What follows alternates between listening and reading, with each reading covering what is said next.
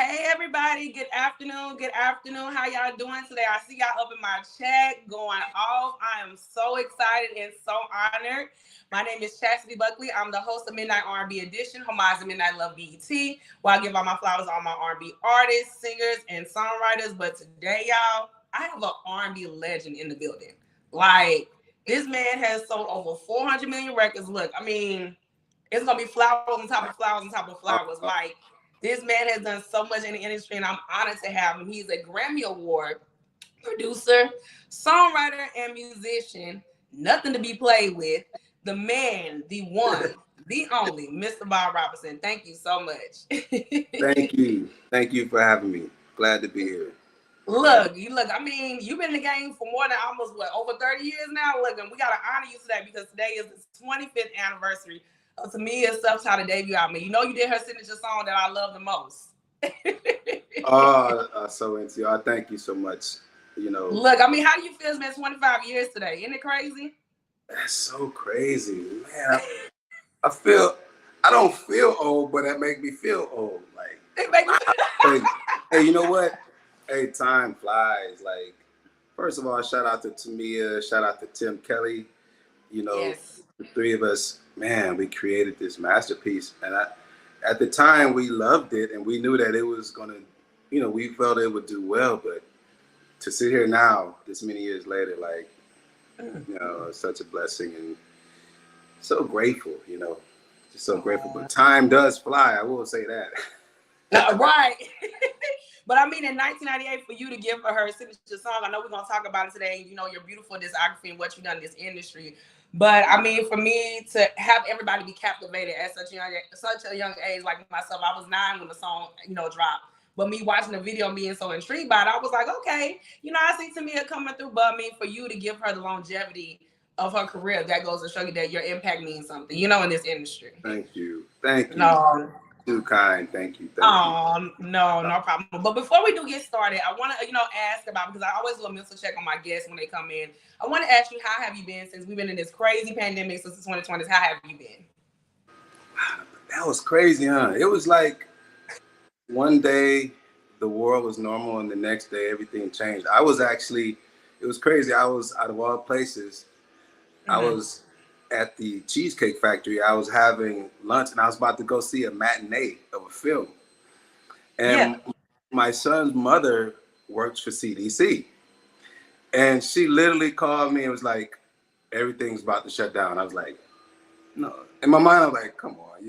I thought she was exaggerating just a little bit, like, because that's when we were hearing about the virus, you know, everything. And so, literally, when me and her hung up the phone, it was a game about to come on. And that's when the refs announced the game was called off and the rest of the season was called off right then and there on television. I was like, what?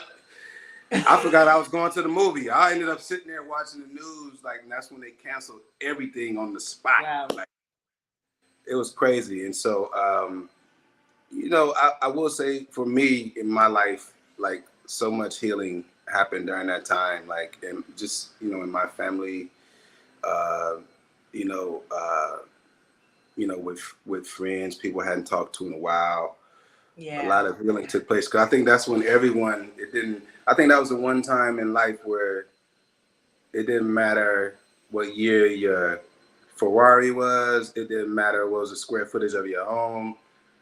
None of that stuff mattered at all. And, it gave us all a chance to look things directly in the face and kind of see, wow, life is very valuable just to be alive. You know, for me, I pretty much recalibrated so many things in my life, and like I said, so much healing took place. And it's funny because I'm such an introvert. As far as the lockdown part, I actually enjoyed that part because everybody knows I'm such a homebody anyway. But you know, looking at it now, I'm like, wow, it was just talk about a reset. It was that was something, and I think gave us all an opportunity to heal and learn and grow and become more accepting of one another, and to learn that we can all coexist and we can all, even though we have these different views about life and politics and religion, whatever, we can all still coexist. And life is precious at the end of the day. So anyway, yeah, moving forward, like, still very blessed. And yes, I try to become closer, like I said, with my family. I try to form an even closer relationship with my son and my daughter. Try to be, even though they're grown now, try to be more in their lives. And so, yeah, that's how it was for me. And creatively, I studied a lot. I'm still in like study mode, just studying so much music that, I'm still very much a student. And so that's how the lockdown went for me. But I hope everyone got through it, and everybody good and everything. So, yes. Yeah. And that's amazing because you're still here with us. So no matter what happened, God showed us a lot. But now that He wanted us to make sure that we learn that life is very precious to us, and we're still here. That's great that you're close to your family. That's really, really good. I'm happy to hear about that. Absolutely, yeah. Yes, thank you so much. How about you? Now, how about you? You good?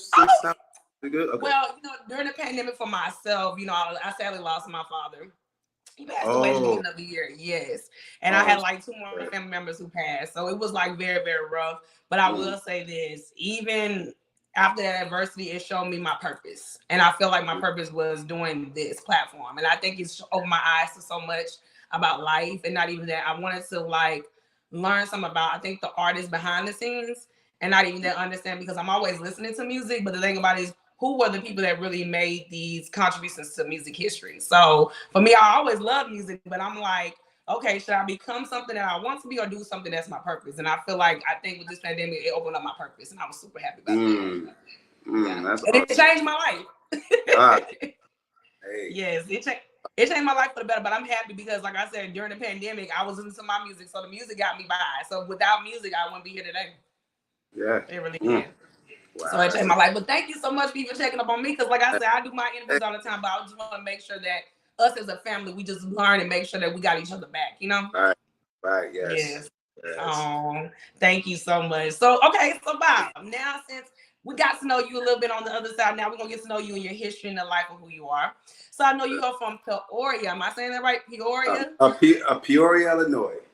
Peoria, Illinois. Okay. There you go. Shout out to Peoria. Peoria in the house, P-Town. Baby, they are in the chat cutting up. They are representing today. Y'all are deep. Hey, Peoria, I wouldn't change a thing about where I grew up. And, I've lived a few different places, LA, I've been in LA the longest now, but, Detroit. Oh, wow.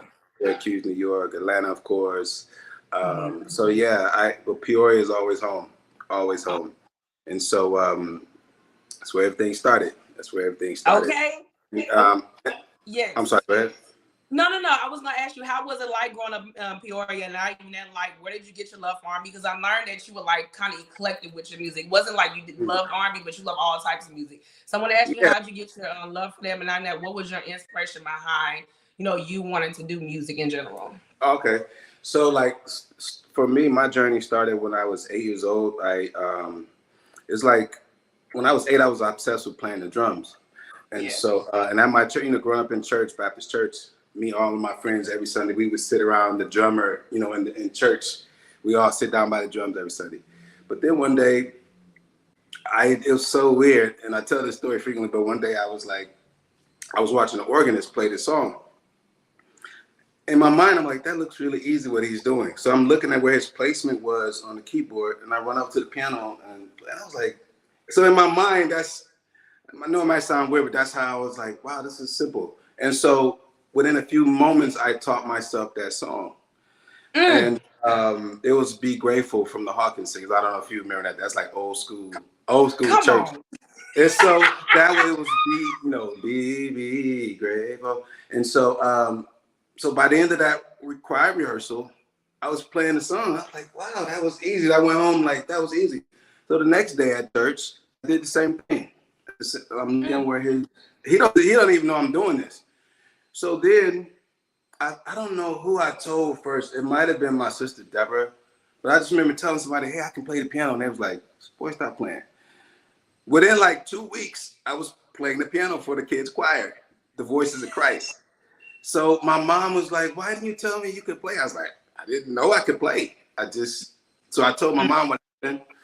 So then And then that just went away. So by my 10th birthday, that's when the church actually put me on payroll. So when I was 10 years old, that's when I started getting my first paycheck. And so so I was getting, check this out, so I was getting $15 a week from Morning Star Missionary Baptist Church. Shout out to Morning Star Missionary Baptist Church, by the way. Shout out to Pastor Thomas, everybody. I love everybody in Peoria. Morning Star, that's always family, always home. And so that's where it all started for me. I was 10 years old. Like, that's when I first started making income through music. And so, and by my teens, I got an opportunity to move to Detroit to play at Aretha Franklin's father's church. Was it New Bethel Baptist Church? Yes, her dad was. And for people who don't know, Aretha Franklin's father, he was like the original T.D. Jakes. Come on. C.L. Franklin, like any preacher knows C.L. Franklin. He's like the Michael Jordan of theology, And so my dad, of course, my dad is a pastor and everything. And so my dad, he was like, oh, son, you got to do this. This is a chance of a lifetime. And my mom was like, no. Because Detroit was the murder capital of the world, I think, at that time. It was Detroit. Oh, wow. Was yeah. And so, ended up moving to Detroit. But before I moved to Detroit, that's when me and Tim met. And so, and I knew Tim from around town because, Peoria is a small town. And growing up, Tim's dad cut my hair when I was a kid, And so I always knew who Tim was. And, again, it was a small town. So we knew who each other was. And ironically, he started dating my sister. So one day, so it was in high school, he was dating my sister. So one day she said, Tim said you should come down and just, you guys should just hook up on some music or whatever.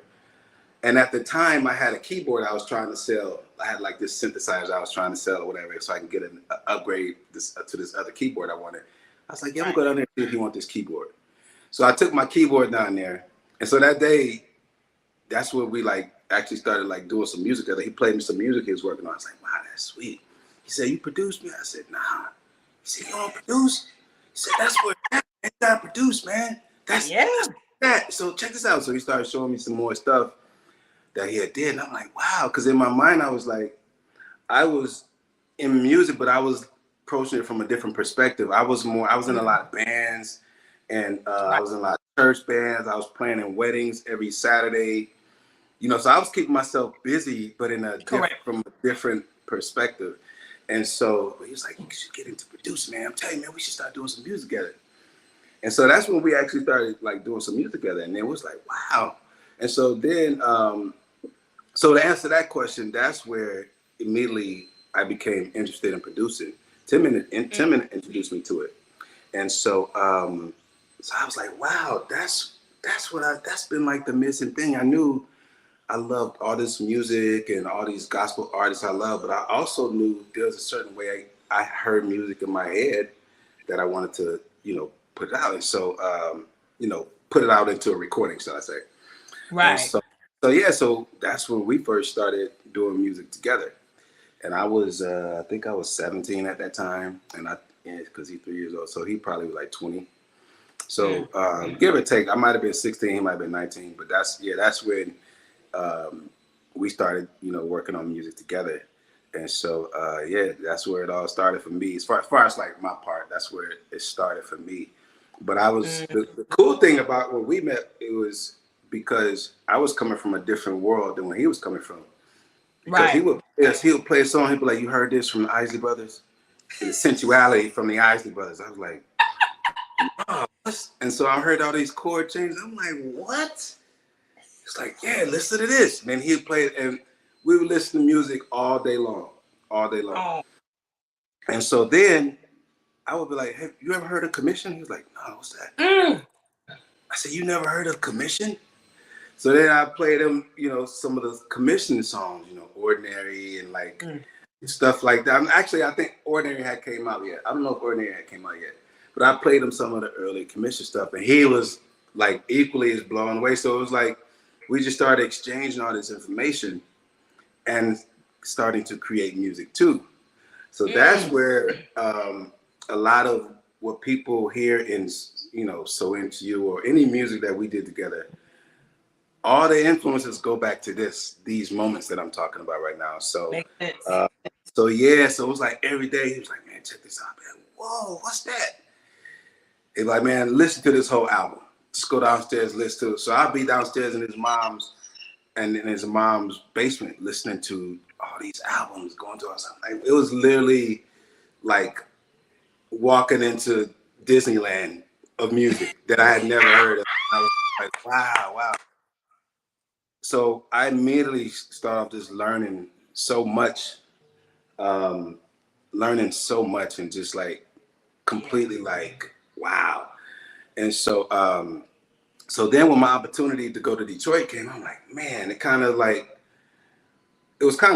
was cool because so much of the music we was listening to, a lot of people was up in Detroit. So I'm like, man, this is gonna be the home of music. Detroit.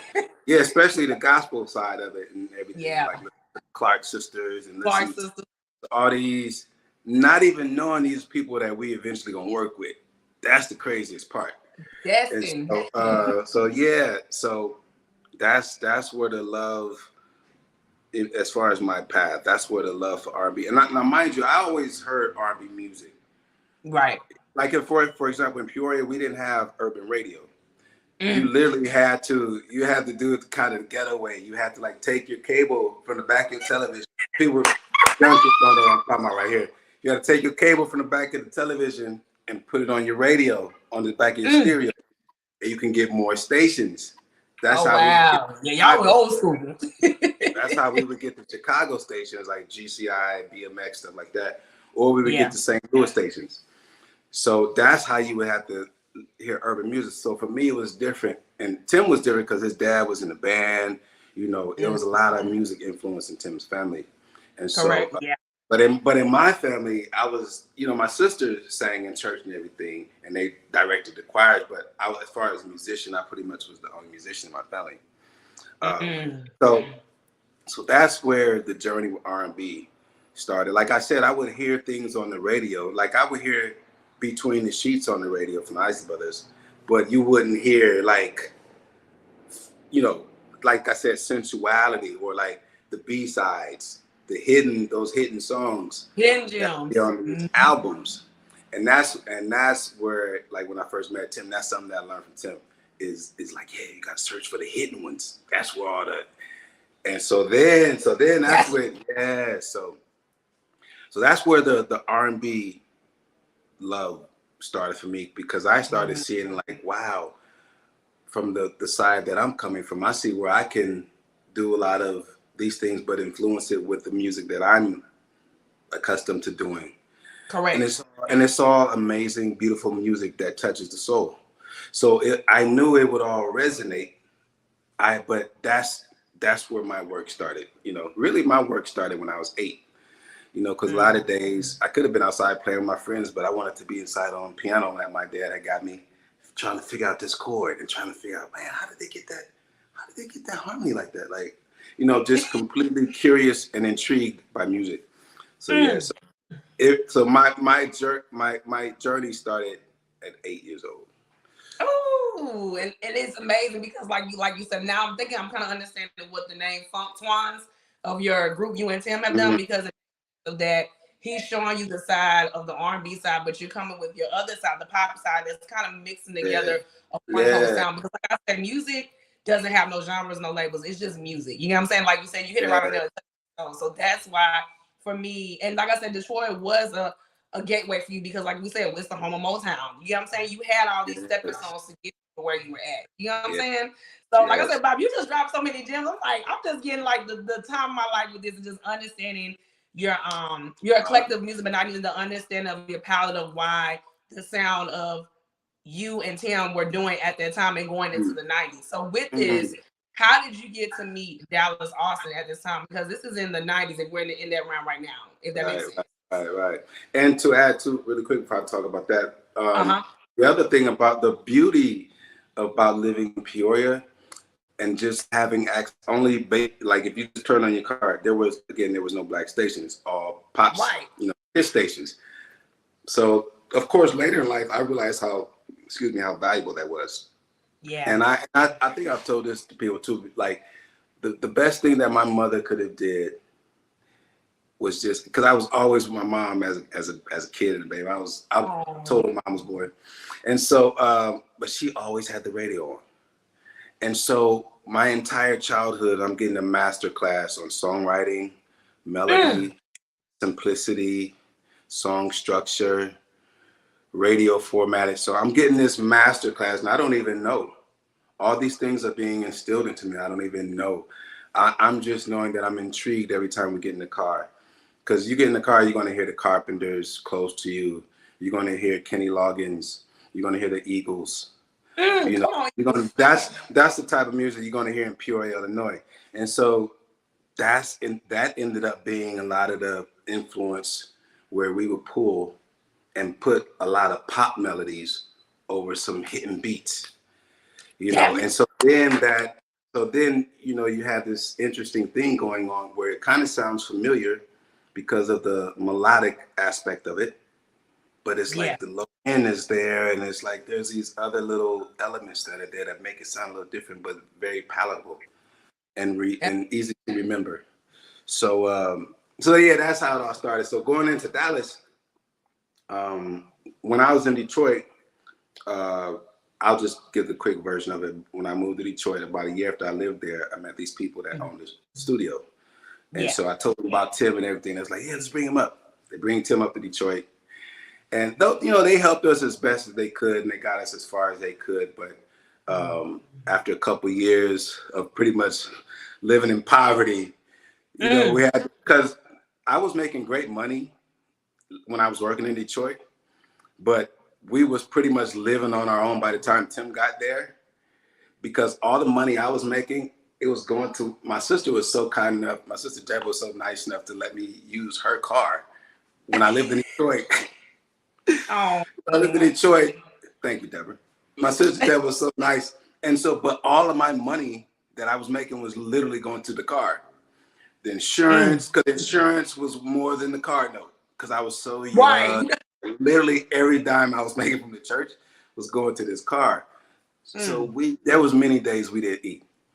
And so, and my family never knew about this. Tim's family, we never told anybody because we didn't want anything negative to come up. Like, y'all need to come back home. Y'all should come home.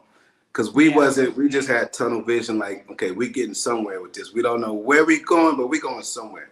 That's right. So fast forward, Tim ended up going back to Peoria, and then like a couple months later, I went back to Peoria too. I just knew my time was up in Detroit. And so we were sitting in his mom's living room, and we were watching BET. It was New Year's Eve going into 1993. And we knew that Dallas, Austin, first of all, shout out to Dallas. What's up, man? We knew Dallas had put in these advertisements in like Rhino magazine, like, I'm looking for producers. If y'all think I got a tape, you know, drop your music off the dark studios in Atlanta, blah, blah, blah. So we knew we just wanted to get to Atlanta. So we sitting there watching BET. It was like 10 in the morning. And we was like, hey, what you want to do? What you want to do? Hey, let's bounce. So they was like, oh, wait a minute, we don't got no money. So Tim, he got like, I think Tim got $150 from his mom. Wow. I called around because I didn't want to call home to my parents. And by this time, my parents had moved to Syracuse, New York, for my dad to pastor a church there. But I didn't want to call them so they'd be like, no, you need to come home. You need to come. I didn't want anything to influence. So I called my Uncle Pat. I was like, Pat, man, can you let me borrow $100? And so my Uncle Pat gives me $100. I think he got it from a friend of his. I don't even know if he had it on him at the time, but he gives me $100. So we go to Atlanta with basically $100 each, and went with a smile on our face. We wasn't worried. We wasn't like, hey man, what if this don't work out? It was none of that. We just knew if we just get to Atlanta, we're gonna meet this dude. And so, but the thing was, we knew we were prepared. That's the other thing, because while we were in Detroit, you know, we were constantly making music in the studio. That the two people that was trying to help us, you know, Mike, Grace, and then this woman named Audrey, they were trying their best to help us. But what they did have was a state-of-the-art studio, and it was a historic studio. A lot of Motown hits had been done at this studio, Sound Suite Studios in Detroit. And so we were stacking our catalog, just stacking music, and recording demos every chance we got. You know, that's how we first met Dietrich, because I would go sit in with the musicians that I became friends with over at Perfected Praise. That's Marvin Winans' church, Bishop Marvin Winans' church. So that's how I ended up meeting Mario. Mario. Shout out to Mario Winans. So that's how I first met Skeeter and all these musicians in Detroit, amazing musicians and stuff. Yes. And so anyway, going back to Atlanta, we get there. New Year's Eve, so everybody about to go party and everything. It's New Year's Eve going into the next day, so we're like, wow, okay, we're here now. What do we do? And by that time, we each probably had $50. So I was like, man, let me call my mom so she just at least know that she thinking I'm still in Detroit. Oh. And so I called my mom, like, Mom, I just want you to trust me, but I'm not in Detroit. I'm in Atlanta. I'm okay. What's going on? What's wrong? Let us bring you back home. Let us send your plane ticket. And so I assured her everything was okay. We was just following what we believed. And so anyway, while I'm on the phone, a friend of ours comes. By the way, we just pulled randomly into a Hampton Inn. Oh, wow. On Peachtree. I'm sorry, it was on Piedmont. I think it's actually still there. A friend of ours comes down to the lobby that we had worked with in Detroit. His name is Paul Hill. Shout out to Paul Hill. Hey. It was like, man, what y'all cats doing here? It's like, man, we trying to get with Dallas. Like, I'm working in the studio with him. It was like, what? So all the divine. Make the story short, because I know we try to cover a lot. So that's how we ended up actually meeting Dallas. In terms of this, here, because I think Tim had went down a trip before, because Tim had met Dallas at a barbecue, because Tim's child's mother is first cousins with this lead singer of TLC. So Tim had went down there before TLC had even had a record deal, and he had met Dallas that way, but that was a couple of years before. Yeah. But this was our first time meeting Dallas, trying to get on as producers. It was through, our friend Paul Hill. He finally, it took 2 weeks, and it took a lot of praying, because that was trying to get in the White House at that time, trying to get in the Dallas studio in 1993. So that's where it started. And so that night, Dave Gates, what's up, Dave? Shout out to Dave Gates, because everything had to go through Dave. Wow. So after we sat in the lobby for a little bit, Dave came and got us. We in the back. So Dave's like, hey, first of all, don't play us no ballads when we don't listen to slow songs around here. So in our mind, we like, hey, these cats, are they crazy? Because we were some, not we balladeers, ballad guys. So we damn, but we knew we were prepared though. That's the other part too. We knew we had plenty of music to play. Yeah. But in our mind, we were like, hey, they crazy. So, so Dave was like, I'm gonna play one song. If Dallas ain't nodding his head, man, respectfully, he said, I might play a second one to see, but otherwise, that's it, man. That's just how it is, man. Y'all ready? He was like, we ready. Dallas is across because Dallas had this big open space, like a lounge. So he's in a circle and they playing Uno. Him and the group was playing Uno. So Dave is like, all right, I'm gonna go play the music. So we'll see what happens. So we naturally super nervous. Dave, he press play, so we come back and sit in between me and Tim. So 20 seconds into the song, Dallas just started nodding his head like this. And so now I'm like, yes, yes, yes. And so Dallas is he nodded. He's still playing cards, but he still, so then Dave was like, okay, that's good, that's good. Okay, we'll play a second one. This is good, this is good. And our hearts is beating and everything, and so to the next song, we go to the next song. 15 seconds, 20 seconds into the song. And these particular songs were songs that we had did actually in Detroit that was paying homage to Dallas. They sounded like some Dallas records. And so smart move. Yes. And so so then next thing you know, Dallas, he's nodding his head. So then Dave's like, okay, we play one more. So then played another, and then Dallas is like, hey, then he turned around hey, these cats is dope. So then shortly after that, we end up going into the room, and then I was like, man, y'all cash is dope, man. I gotta go to New York, because this was on a Wednesday or a Thursday. The next morning, he said, I gotta fly out of town for the weekend. He said, where y'all staying at? We was like, we don't have anywhere to stay. And so he's like, well, y'all can sleep here on the floor if y'all want. Now, mind you, I didn't put this part in. When the last nearly 2 years that I lived in Detroit, basically the whole time Tim lived there, we slept on the floor, a cement floor, with no furniture, with no nothing, you know. And it was weird because when they first said, okay, this is you guys' space, you guys can stay here, it was fully furnished, beautiful, you know, basement of her home. What she didn't tell us was all those things belonged to someone else. They just hadn't come and got them yet. So like the second day Tim was in town, they came and got all their stuff. It was literally just a cement floor. Literally, and that was our home for 2 years. We never complained. We actually, every morning we would laugh at ourselves like, hey man, if people really knew what we was going through right now, man. But we never told anybody. It showed that you were humble too. We laughed. When they say laughter is the best medicine, we laughed our way through everything. We never was like, hey man, this is messed up, man. I'm finna go back to the crib. It was never at one moment like that with us. That's how focused we was. And now mind you, at the time, speaking for myself, didn't know how powerful that was, to just keep your mind on what you see, not what's going on, but becoming that before that is manifested. Like, didn't even realize how, because we every day, this is how we would talk to each other. Hey, so who we in the studio with tonight? Oh, 𝗵𝗺 men. Oh, okay, cool. All right, cool, yeah. Oh, and we got TLC next week? Yeah. Now, mind you, we didn't even know how we eating that night, but we would talk to each other like that. We didn't realize the power of, I'm speaking for myself, didn't realize at that time how powerful speaking things into existence was. Now that's how my dad raised me. My dad raised me like that, but again, I'm not really realizing like, hey, I'm actually applying this. You know, if I was a kid, 5 years old, Dad, I got a headache. No, son, you heal the headache. You just heal the headache.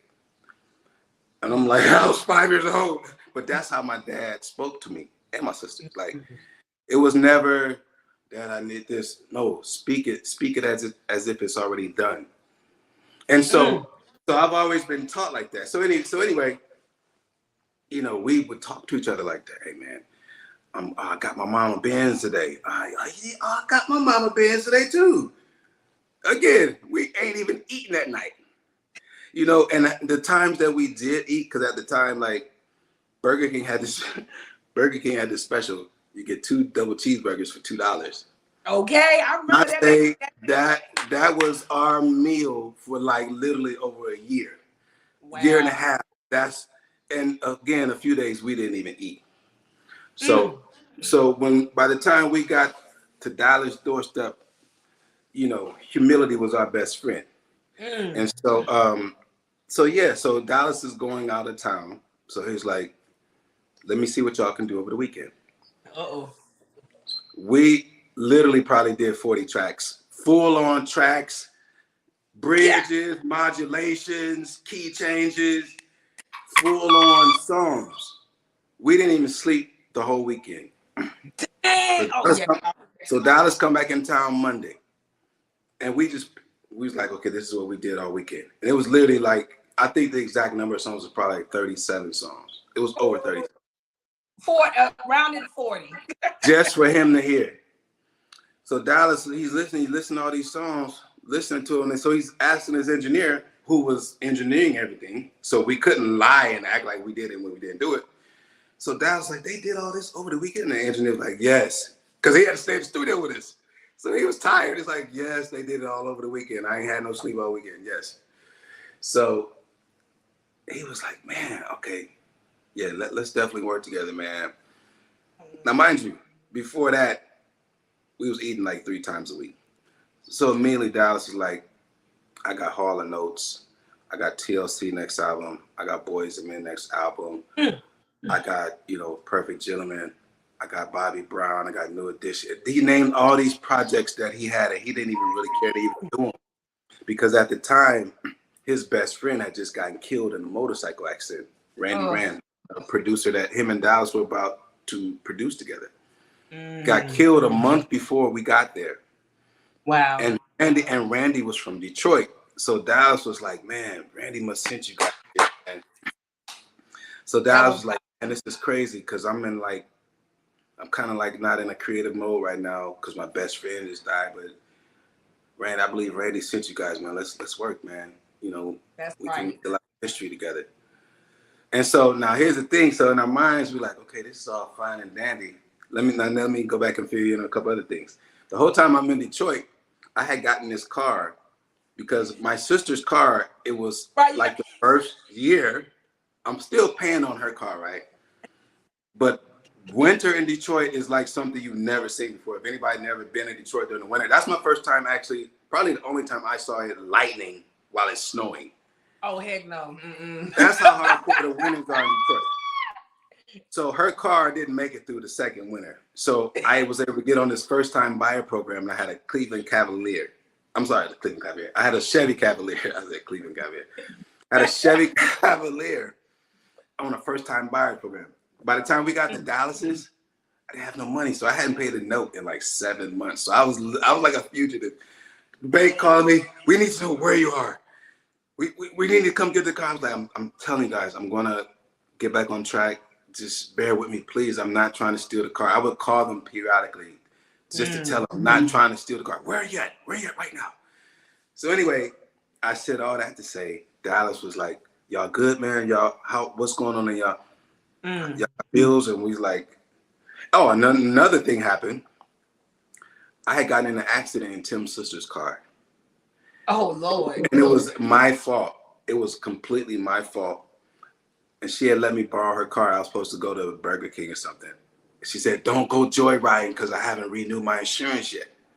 I said, sure. I get in her car. I was like, it wouldn't hurt to just turn one corner. I got like a 5-car accident and it was completely my fault. I felt so horrible. So anyway, it was this huge insurance bill. It was like 25 grand. And this is 30 years ago. Right. And I felt so bad. And so Dallas, meanwhile, is asking us, like, write down all of y'all bills. And I'm like, oh, my God, dang. Like, dude. And Tim had a lot of stuff he was dealing with, too. And so we both had a lot of bills and was like, and he kind of left the room and gave us a notepad and was like, hey, man, what should we do? Like, do it. So then he came back in. He was like, man, write down everything. It's cool. Just write down everything. We started writing out all of our bills. Right. He's like, right now. So Dallas came in. He's like, okay. So he took the paper with him and he just walked out. That was on Monday. Tuesday morning, he came in. He gave me a check and he gave Tim a check. He said, go pay those things off. Come on. So you focus. So shout out to Dallas. Like, you know, you gonna make me cry when we tell people he changed our life overnight, it was overnight, and that's how quickly things in life can go well for you, you know. And so you know, I always tell people, be that person that expect $1 million check to show up in your mailbox. Absolutely, yes. Why not? Why not me? Why not I be that person that something unbelievable happens? You know, so anyway, Dallas did that for us. And so, of course, we paid him back. But that immediately was like, cleared all the stress and all the worry and like, wow, it was just free to be creative. Come on. And then we just started going crazy. Like, and immediately, like the next week, Lionel Richie, we meeting with Lionel Richie. Then the week after that, we doing Tina Turner, I Don't Want to Fight. That's the first song that we ever did, actually, that we heard on the radio. Wow. Tim's mom called us. Tim's mom called us like, is this a song you guys did? And it was the song, and it was playing on the radio in Peoria. And that's our first time hearing our song. Any song we did on the radio was when she called us. And we was just tripping, we was crying and everything. And so, but that's how quickly things changed. And that's how quickly things can change. Like, you know, but you have to have the belief, first of all, whether it's a subconscious belief or whatever. You have to be in vibration with that. And again, we were prepared. You know, we were prepared. And so that's how we met Dallas and everything. And that's I'm trying to give the short, condensed versions. Look, right, tears in my eyes with this show, because I'm telling you, that is the most amazing thing I've heard out of all the interviews I've done about how humble you are. You know, I'm like, you don't understand how this affects a lot of people, probably myself. But I the faith and what it was, what God said, like God said, you guys will go down there for Dallas for a reason. You guys were there for a reason. You do your purpose. And I think because like you never wanted to be distracted, you were always focused on what the goal was and not even that what you felt what your purpose was in your heart. You know what I'm saying? Yes. Because I'm like, Lord, I hope I don't cry, because all that stuff that you guys went through, because you knew that thing about it is you love the music and you love what you did and it touches the soul. So for Dallas to hear the production of what you guys have done, it goes to show at the end of the day is I believe in these guys. I want to have the faith just like they have the faith in me. And it made perfect. That's why you guys got together and made all that stuff, because like I said, boy, Candles, don't get me started with that. That's one of the best. 50 Candles. Don't get me started with that, because 50 Candles is everything to me. Like all that stuff you did, and I know you were part of _J Crazy, and I know you did you do Madonna's album as well? Well, Madonna thing, that was it's just the Madonna thing, you know, we put it like, I'll just say this. We had met with her management out here, Freddie the Man, and he was like, man, I gotta get you guys. I gotta get Atlanta. This was before we lived in LA, but we were out in LA because we were doing a lot of work with Maverick, and so that's her label, you know. And so we were doing a lot of work with Maverick at the time, and so yeah, that's when Freddie was like, I gotta bring her down to work with you guys. You guys doing some great stuff down there. So next thing we know, literally probably a month later, I go to the studio one day, just on a whim on a Saturday, and this woman is sitting in the lounge, and I'm sitting there just talking with her. I'm like, you're waiting for Dallas? She's like, yeah, I'm waiting for Dallas. I was like, oh, he can be late sometimes, you know. Sorry, he's taking forever. But I had this talk with her. Where you from Detroit. Oh, we just moved from Detroit. Oh, okay. It's Madonna the whole time. I didn't even know it was her. Her look was completely different. She had cut all her hair back. It was jet black, and it was really short. It was slick back, and it was cut like right. It was really short, and she just had on like a sweater and like this really thick silver chain. And she was just sitting there, just very professional, just waiting for Dallas. Found out later I was like, hold on, that was her. Because again, we all know what Madonna looked like, but this day she looked completely different, and it was just a weird experience. And so anyway, Freddie did sit her down there, but let's just say Dallas kind of like, guys, let me take this one. But you know what? It's one of the things. It just is what it is. But that's how it happened. And you know, we were supposed to get on the album. It didn't happen. But that's what happened with the Madonna thing. You know. And again, we was never like really. How could we be salty with Dallas over there? I mean, the dude changed our life. And again, this is from our perspective. What happened? Who knows? Dallas probably did meet with Freddie, and Freddie never told us. But that's how it happened from our perspective. You know, and then he used a lot of Tim's drum sounds on a couple of songs. Tim, I gave him some drum sounds. He used the drum sounds. So, but anyway, you know, it's all love though. But but the 2 album, like the Boys and Men. The Boys and Men 2 album, yes. We did it like we went all over the place doing that album. Like we started off in Philly, you know, from there we went down to like Tampa for a couple weeks, and then it was like, hey, we're gonna go to the mountains. And we went out to Reno, Nevada. Yeah. Up in the mountains. It was amazing. You know, it was incredible. And so yes, that was that. We'll have to do another interview for that. Just talking about next 30th anniversary of 2. So we gotta get ready for that next year. We have to do that. You know, I'm ready. That is my heart. That is my favorite Boys and Men album. Period. Like we'll do that. And like I said, Bob, you did so much stuff. And like I told you when we talked before, like I said, you got so many diamond albums. You guys were prepared to what you were getting yourself into. And I think the longevity of what you guys have done has been so astounding in my eyes. You know, just being a little girl, just listening to these songs, I'm thinking like, yeah, these are melodies, but the thing about it is producers are really getting their shine to learn who people, like who's behind the production of all this sound. You get what I'm saying? Yes, thank you. What have you done for, you know, for Boys the Men, but not even that John B. You gave him his signature song. Come on, like they don't know. Everybody know they don't know. Like that's everybody. Like if we talk about perfect R&B songs, that's one of those perfect R&B songs that everybody knows. Love that song. Shout out to everybody know. They don't know. Like that's thank you.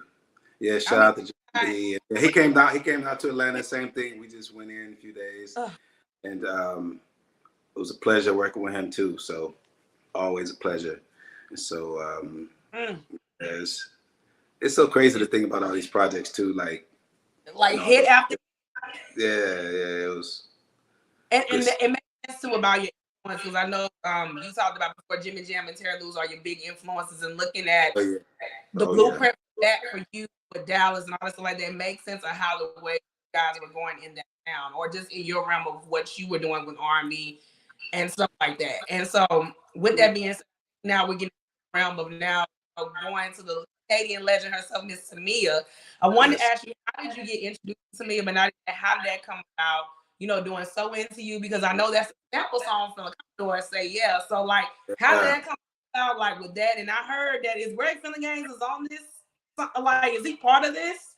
What is going on? No, he wasn't part of the record. No, he wasn't. Okay. I mean, he might have did something on her album, on a different piece of the album, but as far as So Into You, no, because you know, Tamia was already on our radar, like as someone we wanted to work with. But I think at the time we were busy when they first started her project. I think we were busy, and then by the time we came on, it was like because she had just worked with Mario Winans, and you know, Mario was like, "Hey man, the A&Rs want you guys to come by the studio, man. They're really trying to lock in with you guys before they close the project." And so that's when we went down and we met Ian Alexander, you know, who was like Quincy's right hand man at the time, and Jay Brown. You know, Jay Brown, he runs all the Rock Nation stuff and all Jay-Z's companies and stuff. So that's where our relationship with those guys first started. And so because they were A&Rs on Tamia's project, and so it's crazy because you know we had Mario do the backgrounds, just kind of so she could hear the hook or whatever, how we was feeling the hook, whatever. And so it ended up working so well. You know, that's why that's mostly his backgrounds on the song. We just kept it in there. She wanted to keep him in there because she didn't care to do her own backgrounds. She could do them, of course. She's Tamia, but she wanted to kind of have a different texture in the background with her voice. So Mario's worked perfect, you know, and the cadences and everything just worked. It just really worked. And so that's how we initially came to meet her. But again, it was towards the end of her project, because we would have loved for that first album to have had more time to work with her. Which we had more time to work with her on her second album. But on this album, you know, it was towards the end of the project. But you know, no better time than the present at that time. So, you know, it all was perfect timing, and you know, we went in and we probably wrote the song in probably 20 minutes. What? Because Tim was already messing with that sample, and so we finally just threw some guitar stuff, couple strings on there. It didn't need much more. Got the track together and then wrote the song. And that song actually, I think Tim already had a hook. He already was kind of humming the hook. So we work. You work with someone so much when we already know, okay, if he's writing this, okay, I'm gonna write this. Vice versa. If I'm writing this, Tim already know, okay, I'm writing this. Bob working on this, I'm working on that. So I'm getting the verses together. And so, and then Tamia at that time, that's when she first was getting into writing and everything. And she was, wanted to start building her publishing catalog stuff. So Tamia she wrote on the second verse. And so, yeah, that's how we wrote it really quick.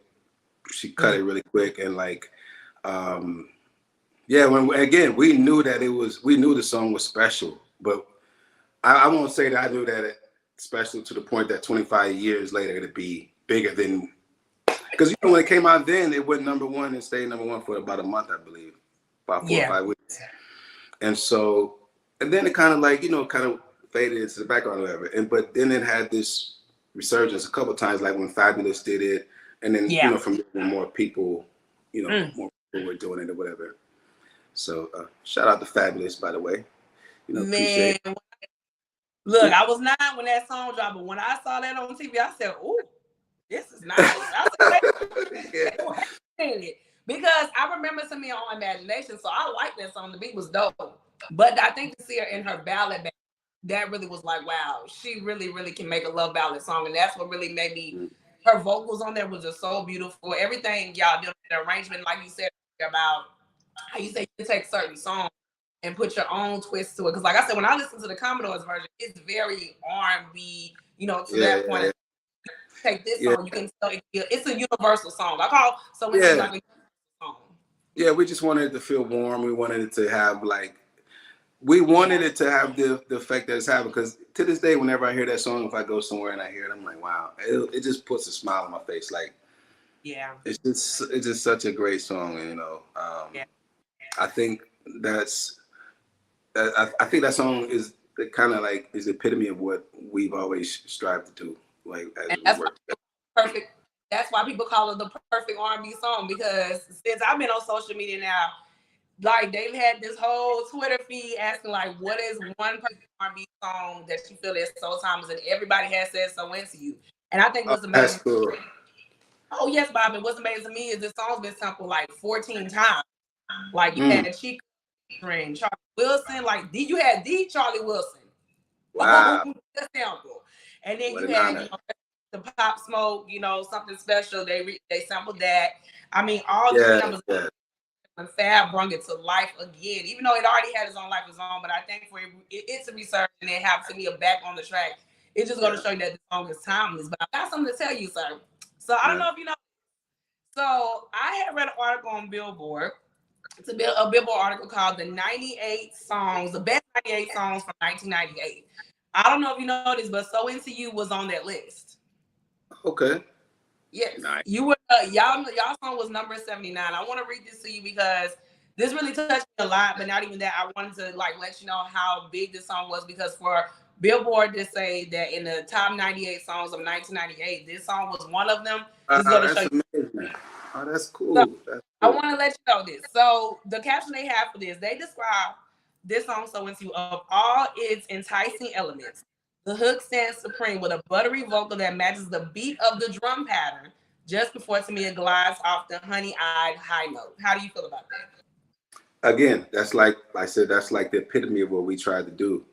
Yeah. Like, for instance, one of our signature things, the hooks is always whether it's a melody, whether it's the rhythm, something is going to be in sync with something in the music. I really like to me. You know what I mean? It's something always we're gonna follow the melody where she's singing. It'll be something, because what you're doing is on a subconscious level, you're teaching the listener how to remember this song when it's not on. That's what you're doing, and they don't even realize it. You're like feeding them something in the most simple way. Yeah.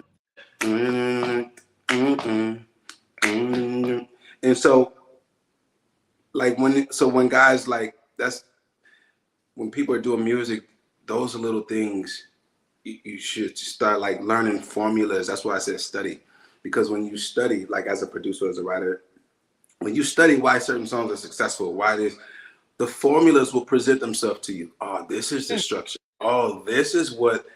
Oh, so they didn't put a pre-chorus on the first verse, they put it on the second verse. Then they brought it after the hook. Oh, that's why they did that. That's why I feel like that when that song goes to that part. And so when you study, you begin to learn all these things. And so so we really just applying formulas we had learned from Teddy, LA and Face, Jam and Lewis. The list goes on. the list goes on and on. And so, so yeah, that's cool that Billboard picked up on that.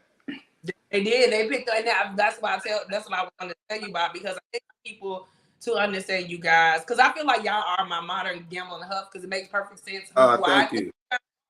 Because for what you guys have done for so many songs, and like I said, I mean, you had this conversation. I feel like you made so many signature songs for people. People know, like, oh, that's Tim and Bob. Oh, I know that sound. You know what I'm saying?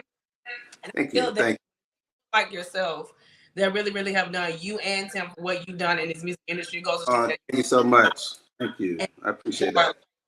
To me, like, everybody calls this, to me, a signature song. So how do you feel that people like the fans out here that say this is a signature song, but not in that, how do you feel that this song is so influential in hip hop? How do you feel about all that, since everybody has sampled it from all hip hop artists?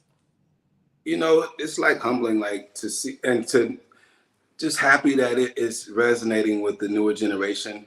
You know, I worked a couple years ago, I worked with a Middle Eastern artist, and like, she wanted to do a song that felt like So Into You. I was like, wow, you heard that? She's like, what? That's my favorite song. Like, and it was crazy. Like, she lives in Bahrain. It's like, it was just crazy. And so, so yeah, it's an honor, because it's just really, I'm just happy that these people, you know, are resonating with this music. Just like when I hear certain things Teddy did, or, you know, Jimmy and Terry, I'm like, oh man, how did they?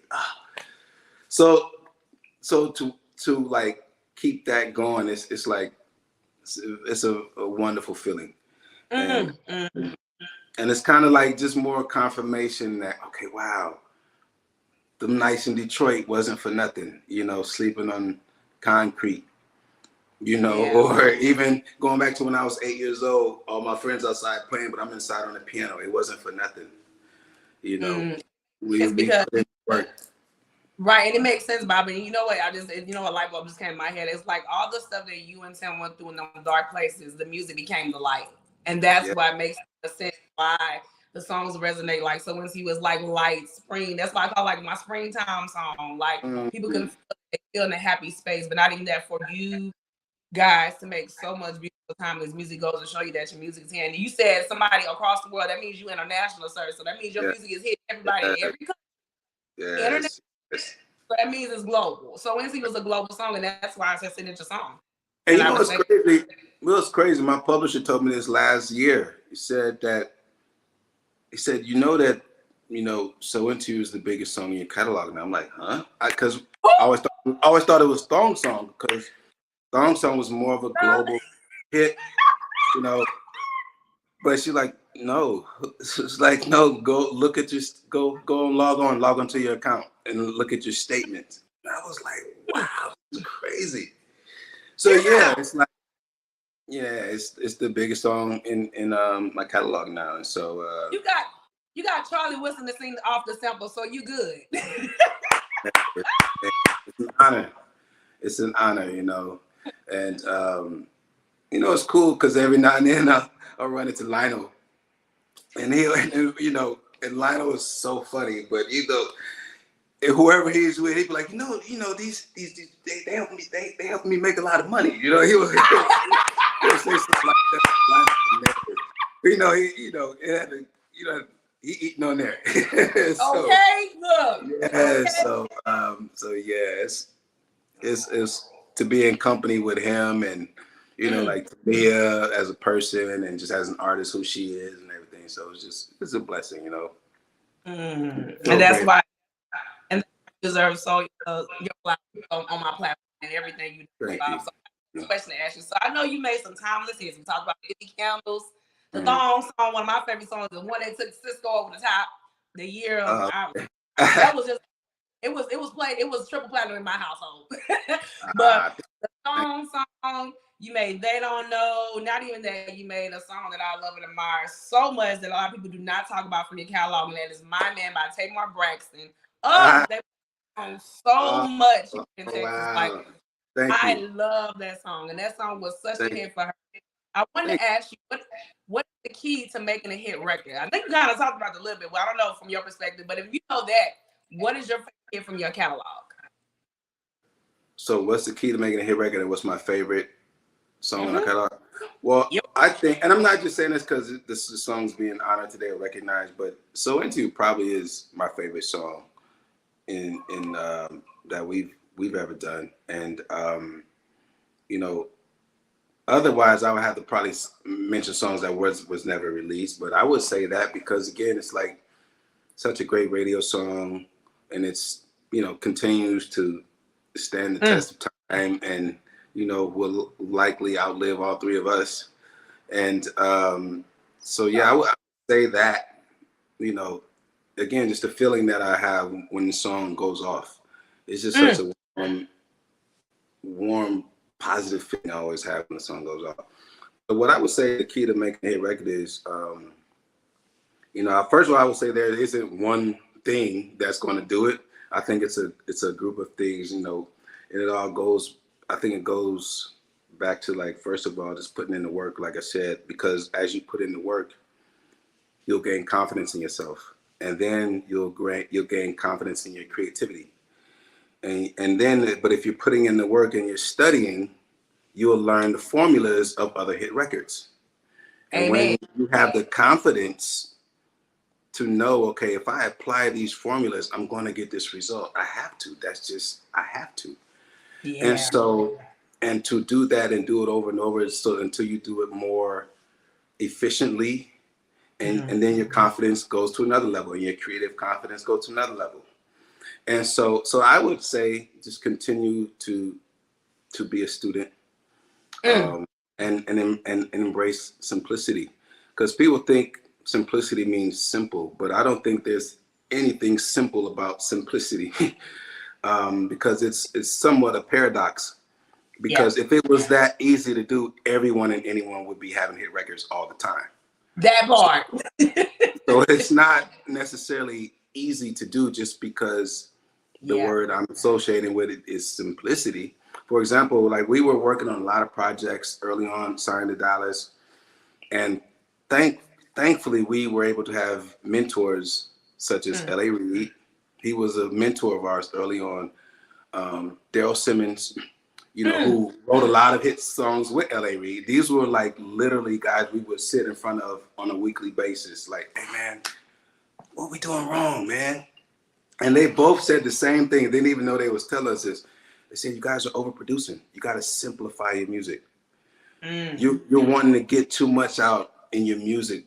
And a lot of it doesn't matter. It doesn't matter those nice chords you're doing or all those harmonies and all these. Simplicity is the key. Simplify your music. And that's what we begin to work on, simplifying our music. And then LA specifically, black man, leave that first hook alone. Stop ad-libbing over those hooks. The listener needs to hear the hook so they know what to remember. They can't remember it if somebody's singing over it, the hook ad-libbing over it. There's a time for that. It's not right there. Do that later on the end of the song when the song is building and heading out. So all these little jewels they would give us. And so, but it pretty much all came back to simplicity, and then having the confidence in yourself because you put in the work.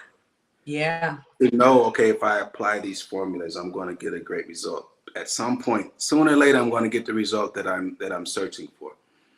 Yeah. And so after LA and Daryl would just, y'all got to simplify. That's good, that's better, but y'all got to simplify even more. So then when They Don't Know when They Don't Know came out, it was so cool. LA sent us both a bottle of Dom Perignon. And he said, that's it. That's what I'm talking about. You did it. Congratulations. And it was such an amazing thing to get that from LA. Like, wow. And that was like, okay, now we see. And then another thing LA taught us, it's funny because when I mention these things to him these days, it's like, man, I don't even remember telling y'all that.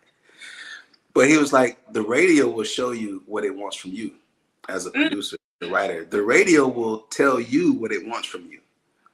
Right.